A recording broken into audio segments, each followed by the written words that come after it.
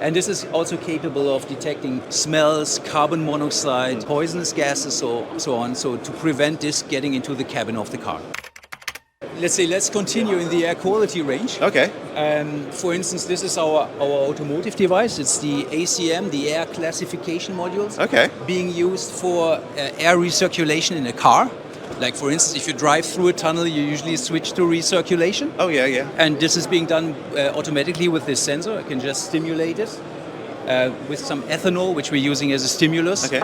And then all of a sudden, it will close the flap, as you can see there. Nice. So it was not a hocus pocus, it was the sensor who detected it.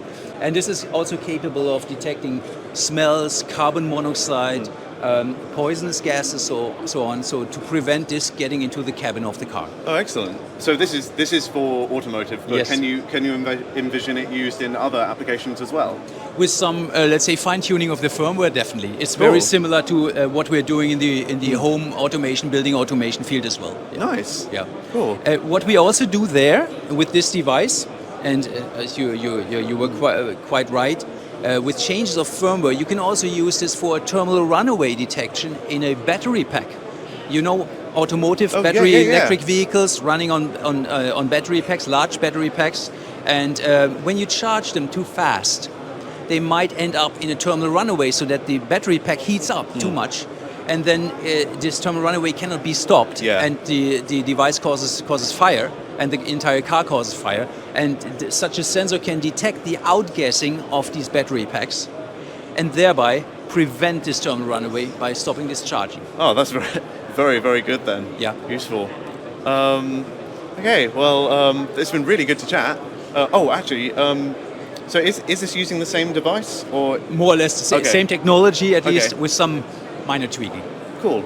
Yeah. So you'd still use that EVK for this application, more or less, yes. You'd build it into something resembling. Yeah, this has an automotive grade, of course. All the components are automotive grade. This one doesn't necessarily have to have that, but in general, it's the same technology. Yes. Oh, excellent. Yeah. Cool. Well, it's been very nice to chat to you, Rolf. Thank you very much for coming. In terms of the show, it's the second day. How have you found Sensor+Test this year?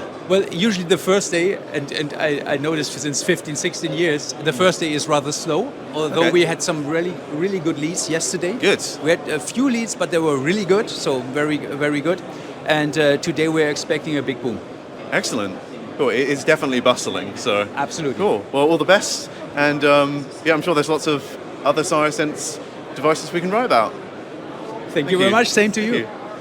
So that was the second video we did with Rolf on the ScioSense booth at Sensor+Test. Another really cool technology for detecting noxious gases, smells, other things, for getting good quality air in the cabin for automotive applications. Slightly different to the first video we did with them, but using the same technology essentially, just with an automotive basis. And as always, if you want to learn more about the ACM devices, I've done a write-up for the ipXchange website, and you can apply to test the technology for use in a commercial application.